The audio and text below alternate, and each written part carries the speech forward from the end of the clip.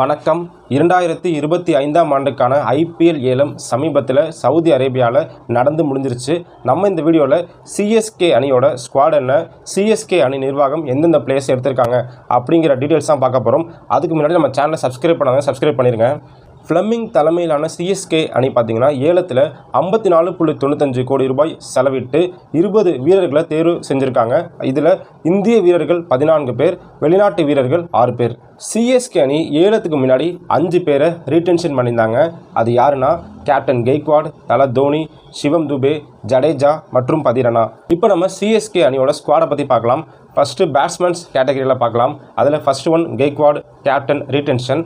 Second one Devon Conway, இவரை 6.25 கோடிக்கு எடுத்திருக்காங்க ஏலத்தில். ஒரு சிஎஸ்கே அணி தைரியமான மூவ் பண்ணியிருக்காங்க. ஏன்னா இவரை ரீடென்ஷன் பண்ணாமல் தைரியமாக ஏலத்தில் விட்டு, அதுவும் பஞ்சாப் அணி இவர் எடுக்க கடுமையாக போட்டி கொடுத்தாங்க. இருந்தாலும் சிஎஸ்கே அணி பஞ்சாப்பை பின்னுக்கு தள்ளி மீண்டும் கான்வேவை சிஎஸ்கே அணியில் சேர்த்துருக்காங்க. ஸோ ஓப்பனிங் கன்ஃபார்ம் ஆயிடுச்சு, Ruturaj Gaikwad and Devon Conway. மூணாவது பார்த்தீங்கன்னா ராகுல் திருப்பதி, இவரை 3.40 கோடிக்கு எடுத்திருக்காங்க. ராகுல் திருப்பதியை பொறுத்த வரைக்கும் 2016 மற்றும் 2017ஆம் ஆண்டில் சிஎஸ்கே அணி தடை செய்யப்பட்ட ஐபிஎல் காலகட்டத்தில் தோனி கேப்டன் அந்த ரைசிங் புனே சூப்பர் ஜெயின்ஸ் அணியில் அவர் இடம்பெற்றிருக்காரு. மேலும் அவர் தோனிக்கு கீழே விளையாண்டுருக்கார் அப்படிங்கிறது குறிப்பிடத்தக்கது. நான்காவதாக பார்த்தீங்கன்னா ஷேக் ரஷீத், இவரை 30 லட்சத்துக்கு எடுத்திருக்காங்க. இவர் கடந்த ஐபிஎல்லில் சிஎஸ்கே அணியில் இடம் பிடிச்சிருந்தார். ஐந்தாவதாக சித்தார்த், இவரையும் 30 லட்சத்துக்கு எடுத்திருக்காங்க. இப்போ அவங்க அப்படியே விக்கெட் கீப்பிங் கேட்டகரிஸில் பார்த்தலாம். விக்கெட் கீப்பிங் பேட்ஸ்மேன்ஸ் கேட்டகரிஸில் ஃபஸ்ட் ஒன் நம்ம தல Dhoni retention. Second one Vansh Bedi அப்படிங்கிற பிளேயரை 55 லட்சத்துக்கு எடுத்திருக்காங்க. இப்போ வாங்க ஆல்ரவுண்டர்ஸ் கேட்டகரிஸில் பார்க்கலாம். ஆல்ரவுண்டர்ஸ் கேட்டகரிஸில் சிஎஸ்கே அணி 11 பேரை எடுத்து கூச்சி வச்சுருக்காங்க. அதில் முதல்ல சிவம் துபே, ரெண்டாவது ஜடேஜா, இவங்க 2 பேருமே ரீடென்ஷன். மூணாவது பார்த்தீங்கன்னா ரச்சின் ரவீந்திரா. சிஎஸ்கே இந்த இடத்துலையும் மாஸ் காட்டியிருக்காங்கன்னு சொல்லலாம். ஏன்னா ரச்சின் ரவீந்திரா ஒரு அதிரடியான பிளேயர், ஆல்ரவுண்டர். அவரை ரீடென்ஷன் பண்ணாமல் தைரியமாக ஏலத்தில் விட்டு 4 கோடிக்கு ஆர்டிஎம் கார்டு யூஸ் பண்ணி ஏலத்தில் எடுத்திருக்காங்க. நான்காவது சுட்டி குழந்தை சாம் கரன், இவரை 2.40 கோடிக்கு எடுத்திருக்காங்க. இவரும் ஏற்கனவே சிஎஸ்கே அணியில் விளையாடிய அனுபவம் உள்ளவர். அஞ்சாவது விஜய் சங்கர், இவரை 1.20 கோடிக்கு சிஎஸ்கே அணி எடுத்திருக்காங்க. சிஎஸ்கே அணியில் பார்த்தீங்கன்னா தமிழக வீரர்கள் இல்லை அப்படிங்கிற ஒரு குற்றச்சாட்டு மாதிரி ரொம்ப நாளாக இருந்துகிட்டே இருந்துச்சு. அதற்கு பதிலடி கொடுக்குற மாதிரி எடுத்திருக்காங்க. ஆறாவதாக பார்த்தீங்கன்னா ரவிச்சந்திரன் அஸ்வினை 9.75 கோடிக்கு எடுத்திருக்காங்க. ரவிச்சந்திரன் அஸ்வினை வந்து எடுக்கிறதுங்கிறது அவ்வளோ சாமானியமான விஷயம் இல்லைங்க. ஏன்னா லக்னோ, ஆர்சிபி, ராஜஸ்தான் 3 டீம் கடும் போட்டி கொடுத்தாங்க. இருந்தாலும் ஃப்ளெமிங் வந்து விடாப்புடியாக அஸ்வினை மீண்டும் நம்ம சென்னை அணிக்கே சேர்த்துட்டாரு. அஸ்வின் பார்த்தீங்கன்னா 2010-11 காலகட்டத்தில் சென்னை அணிக்காக விளையாடியவர். ஏழாவதாக பார்த்தீங்கன்னா தீபக் ஊடா, இவரை 1.70 கோடிக்கு எடுத்திருக்காங்க. இவரை பற்றி பின்னாடி பேசலாம். எட்டாவது அன்ஷுல் காம்போஜ், இவரை 3.40 கோடிக்கு எடுத்திருக்காங்க. இந்த பிளேயர் ஏன் இவ்வளோ கோடிக்கு எடுத்தாங்க அப்படிங்கிற ஒரு விளக்கமும் இருக்குது. இதையும் நம்ம பின்னாடி பார்க்கலாம். 9வதாக பார்த்தீங்கன்னா இங்கிலாந்து நாட்டை சேர்ந்த ஜேமி ஓவர்டன், இவரை 1.5 கோடிக்கு எடுத்திருக்காங்க. 10வதாக இந்தியாவை சேர்ந்த கமலேஷ் நாகர்கோடி, இவரை பேஸ் பிரைஸான 30 லட்சத்தில் எடுத்திருக்காங்க. இது சூப்பரான பிக் என்னை பொறுத்த வரைக்கும். ஏன்னா கமலேஷ் நாகர்கோடி கடந்த ஐபிஎல்லில் கேகேஆர் அணிக்காக சிறப்பாக பந்து வீசியவர். 11வதாக பார்த்தீங்கன்னா ராமகிருஷ்ணா கோஷ், இவரை 30 லட்சத்துக்கு எடுத்திருக்காங்க. இறுதியாக பார்த்தீங்கன்னா பவுலர்ஸ் கேட்டகரிஸில் போயிடலாம். இதில் முதலாக பதிரனா ரீடைன்டு, ரெண்டாவது நூர் அகமது, இவரை சிஎஸ்கே அணி 10 கோடிக்கு எடுத்திருக்காங்க. ஆனால் இவரை ஏலத்தில் 4.80 கோடிக்கு தான் சிஎஸ்கே அணி எடுத்தாங்க. குஜராத் ஆர்டிஎம் கார்டை யூஸ் பண்ண ஃப்ளெமிங் வந்து மாசா 10 கோடி அப்படின்னு டீல் முடிச்சு நூர் அகமதை சிஎஸ்கே எடுத்திருக்காங்க. சென்னை மாதிரியான பிச்சில் நூர் அகமதோட தாக்கம் மிக பெருசாக இருக்கணும் அப்படின்னு எதிர்பார்க்கலாம். சிஎஸ்கே அணி அதிக தொகைக்கு ஏலத்தில் எடுக்கப்பட்ட வீரர் இவர் தான். ஸோ அதிகமாக நம்பி எடுத்திருக்காங்க. இவரோட பெர்ஃபார்மன்ஸும் சூப்பராக இருக்கும் அப்படின்னு எதிர்பார்க்கலாம். மூன்றாவதாக பார்த்தீங்கன்னா கலீல் அகமது, இவர் 4.80 கோடிக்கு எடுத்திருக்காங்க. இதுவும் நல்ல ஒரு பிக். நான்காவதாக ஸ்ரேயாஸ் கோபால் 30 லட்சம். ஐந்தாவதாக முகேஷ் சௌத்ரி, இவரையும் 30 லட்சத்துக்கு எடுத்திருக்காங்க. முகேஷ் சௌத்ரி ஏற்கனவே சிஎஸ்கே அணியில் விளையாடியவர் என்பது குறிப்பிடத்தக்கது. ஆறாவதாக ஆஸ்திரேலியா நாட்டை சேர்ந்த ஃபாஸ்ட் பவுலர் நாத்தன் எலிஸ், இவரை 2 கோடிக்கு எடுத்திருக்காங்க. ஏழாவதாக குர்ஜாப் நீட் சிங், இவரை 2.20 கோடிக்கு எடுத்திருக்காங்க. ஏன் குர்ஜாப் நீட் சிங்கை 2 கோடி வரைக்கும் இருக்கணும் அப்படிங்கிற விளக்கத்தையும் நம்ம பின்னாடி பார்க்கலாம்.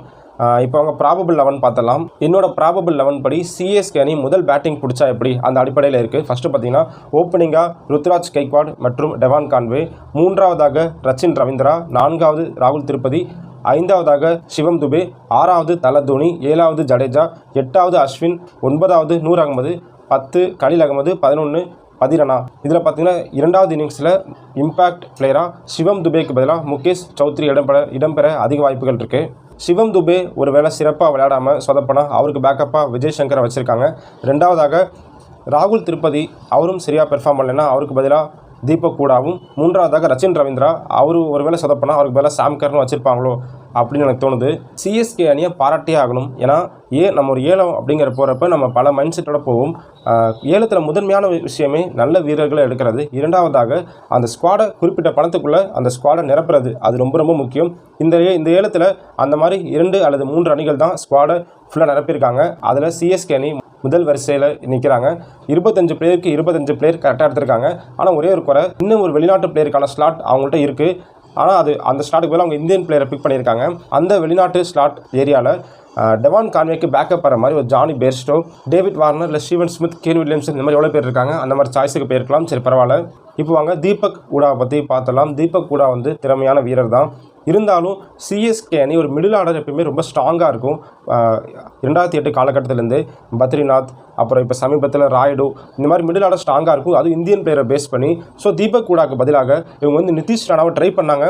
இன்னும் கொஞ்சம் ஃபோர்ஸாக ட்ரை பண்ணியிருக்கலாம். அல்லது பிருத்திவி ஷா அன்சோல்ட் ஆகிட்டார், அவர் ட்ரை பண்ணியிருக்கலாம். சர்ஃப்ராஸ் கான் அவரையும் பிக் பண்ணியிருக்கலாம். அவரும் கடைசிக்கு அன்சோல்டாக போயிட்டார். ஏன் நம்ம அஜன்கே ரகானே, அப்புறம் சமீர் ரிஸ்வி, இவங்களாம் ஆரம்பத்தில் அன்சோல்டாக போனாங்க. இவங்கள கூட ஒரு சாய்ஸாக சிஎஸ்கே அணி எடுத்துருக்கலாம். கடைசியாக பார்த்தீங்கன்னா அபினவ் மனோகரை சிஎஸ்கே எடுப்பாங்க அப்படின்னு நினச்சேன் மிடில் ஆர்டரில். சரி, பரவாயில்ல. இரண்டாவதாக யார் இந்த அன்ஷுல் காம்போஸ்? இவரோட ஏஜ் பார்த்திங்கன்னா வெறும் 23 வயசு தான் ஆகுது. இவர் 2024ஆம் ஆண்டு, அதாவது இந்த ஆண்டு நடந்த ஐபிஎல் போட்டியில் தான் இவர் டெபியூட் ஆனார். 2 மேட்ச் விளையாடி 3 விக்கெட் எடுத்தார். லெஃப்ட் ஃபாஸ்ட் மீடியம் சிறப்பாக வீசக்கூடியவர். இவரை அடிப்படை விலையான 30 லட்சத்துலேருந்து சிஎஸ்கே அணி 3 கோடி கிட்ட எடுத்திருக்காங்க. ஸோ எனக்கு தெரிஞ்ச ஒரு இம்பாக்ட் ஏற்படுத்துவார் அப்படின்னு தோணுது. இவரை கடந்த சீசனில் மும்பை அணி எடுத்திருந்தாங்க. இவர் எடுக்கவும் மும்பை அணி கடும் போட்டி கொடுத்தாங்க. ஆனால் சிஎஸ்கே கடைசியாக எடுத்துட்டாங்க. மூன்றாவதாக பார்த்தீங்கன்னா குர்ஜாப் நீட் சிங். ஆனால் இவர் பேர் மட்டும் தான் அப்படி இருக்கும். ஆனால் இவர் பார்த்தீங்கன்னா தமிழ்நாடுக்காக தான் அதிகமாக விளையாண்டுருக்காரு. ரீசெண்டாக நடந்த ரஞ்சி டிராஃபியில் சூப்பராக போலிங் போட்டிருக்காரு. மேலும் டிஎன்பிஎல்ல பல அணிகளுக்காக விளையாண்டுருக்காரு. இவரை 30 லட்சத்துலேருந்து சிஎஸ்கே அணி 2.20 கோடிக்கு எடுத்திருக்காங்க. இவர் எடுக்கவும் சாதாரண விஷயம் இல்லைங்க. லக்னோ, குஜராத்லாம் கடும் போட்டி கொடுத்தாங்க. வீடியோட ஃபைனலுக்கு வந்துடலாம். அதாவது சிஎஸ்கே அணி பார்த்தீங்கன்னா ஓவராலாக சூப்பராக இருக்குது. 10க்கு 9 மதிப்பெண் கொடுக்கலாம். என்ன அந்த மிடில் ஆர்டர் குறை, அது ஒன்றே மட்டும்தான். ரெண்டாவது, நம்ம நட்ராஜன் அவருக்காக ஒரு சின்ன ட்ரையாச்சும் பண்ணியிருக்கலாம். அவரையும் தூக்கி உள்ளே போட்டுருந்தா ஃபேன்ஸாக செம ஹாப்பியாக இருந்திருப்பாங்க. யோசிச்சு பாருங்கள், சேப்பாக் ஸ்டேடியத்தில் அஸ்வின் போலிங் போட வராரு, நட்ராஜன் போலிங் போட வராரு, விஜய் சங்கர் பேட்டிங் பிடிக்கிறாரு. அப்படிங்கிற அட்மாஸ்பியர் நினச்சி பார்த்தாலே இந்த ஆடியன்ஸ் சவுண்டாக இருக்கட்டும் ரொம்ப ஒரு பயங்கர என்கரேஜிங்காக இருந்திருக்கும், பயங்கர பலமாக இருந்திருக்கும். சரி, பரவாயில்ல. நட்ராஜனை 10 கோடிக்கு எடுத்திருக்காங்க. அந்த வீடியோவில் அவரை பற்றி பேசலாம். சிஎஸ்கே அணியை பொறுத்த வரைக்கும் நம்ம பல வருஷமாக பார்த்துட்ருக்கோம். அவங்க எப்பேற்பட்ட டீமையும் சூப்பராக கரை சேர்த்துருவாங்க. இந்த டீமும் ரொம்ப சூப்பராக தான் இருக்குது. கண்டிப்பாக பிளே ஆஃப் அல்லது அதுக்கு மேலேயும் வரவும் வாய்ப்புகள் இருக்குது. இந்த வீடியோவில் ஏதாச்சும் என்னோட கருத்துக்கள் தவறாக இருந்தாலும், நீங்கள் தவறாக புரிந்து கொண்டாலும் கீழே கமெண்ட்டில் மென்ஷன் பண்ணுங்கள்.